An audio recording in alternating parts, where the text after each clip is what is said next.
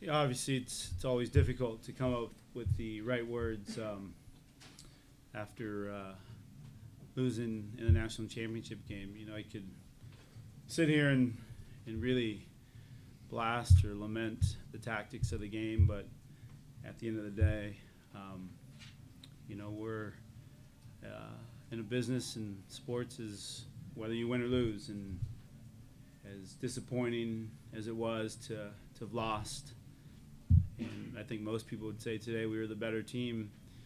Ultimately, we didn't find a way to score a goal, and that was our demise.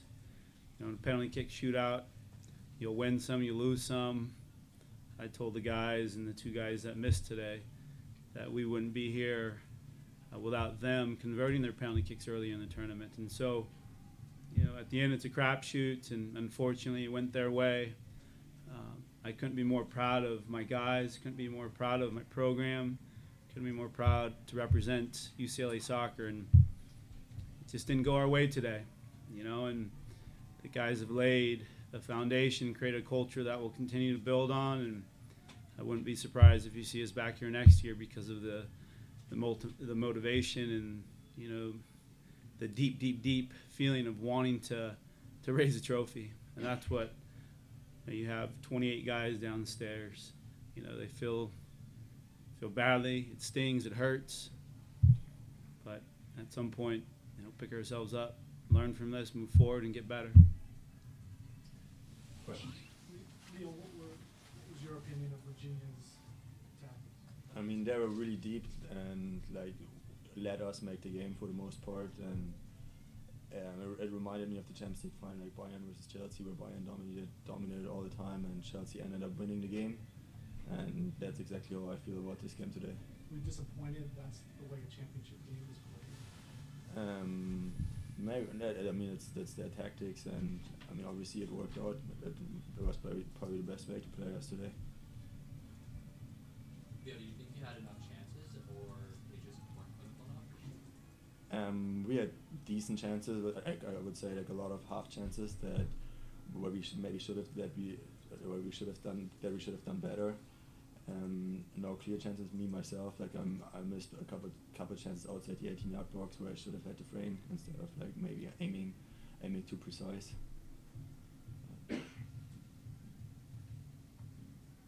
Leah, the last play you had on your run far side in double overtime, did you feel like you had an opportunity there to turn the corner and make something happen at that moment? If I would do it over again, I would probably try to beat him on the left side just because I lost it in a dribble before on the right side.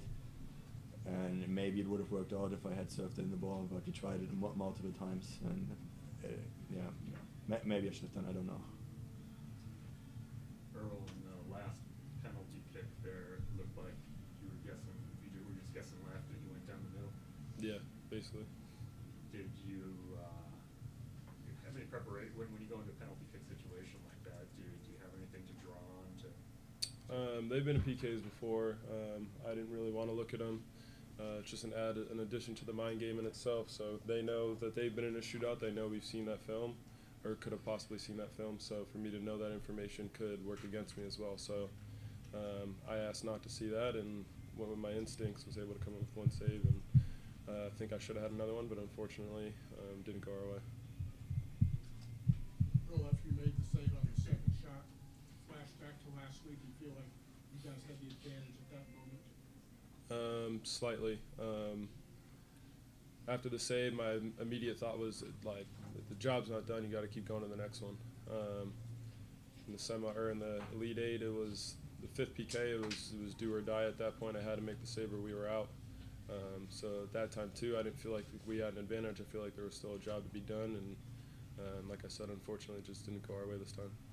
Early, you guys have played teams that have set up defensively against you guys before. Was this the most defensive you've ever seen anybody set up against you this year? Absolutely, by a long shot. And it was told Edgar and Amick in the back that we didn't really have to do much, especially the first half, and that was almost exactly what they wanted. The fact that we didn't get a goal through the first half, I told these guys that was a decent half for us, but the perfect half for them. That's all they wanted. So unfortunately, we did create chances. They were strong to their tactic. That was clearly what they were set out to do, and looked like they were playing for PKs and bold strategy, but it worked out for them. Arian, could you just discuss were you surprised that Virginia played that way the entire game? I mean, first half, as Earl said, it worked into their hands, but they stuck with it the whole way. Were you disappointed in that it didn't play out better? You know, the quarterfinal match against UNC, they get after us. Great soccer game for everybody that's at the game. Providence game Friday night, fantastic semifinal. 4 goals, could be 6, 7 goals per team. You know, both teams want to attack. Both teams go to win the game. Both teams want to get to the national final and semifinal. And today, like I said, I mean, it's easy for me to really delve into the negative tactics, but it is what it is. It was very difficult to break down. You know, there's a saying in soccer that sometimes teams park a bus in front of their own goal, and it felt like today there was 2 buses in front of the goal. You know, and I really think we had enough chances, to be quite honest. Very early on in the second half, we have great combination play. Ball gets cut back to Larry, and he has a chance at the top of the 6. He doesn't really get hold of it. In the overtime, a bouncing ball into a boo.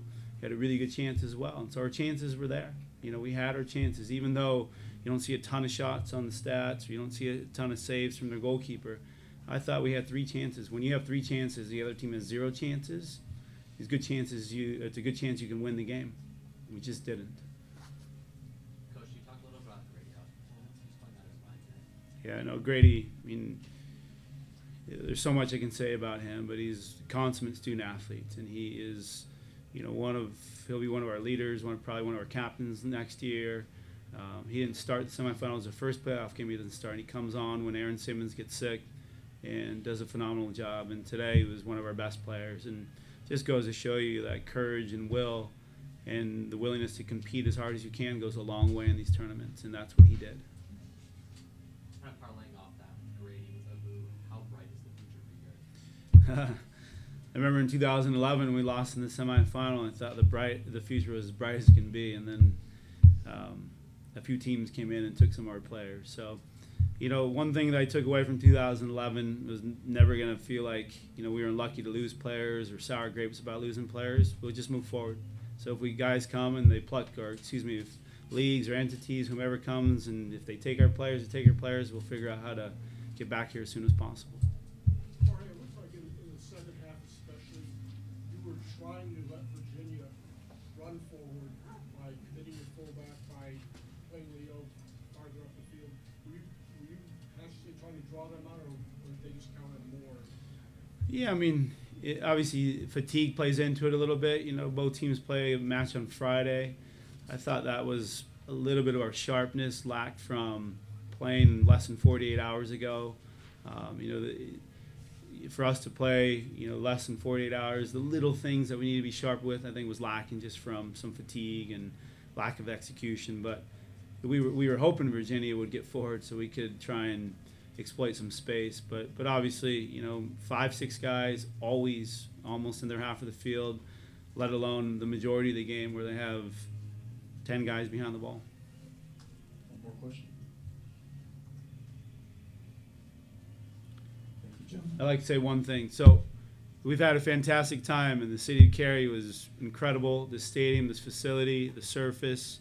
You know, I know it takes a lot of volunteers and a lot of help, and really want to thank, you know, on behalf of the program, everybody here. And it was a tremendous experience, and we're as sad as can be, but really proud of our participation in this College Cup here in Cary. Just want to thank everybody. Thank you.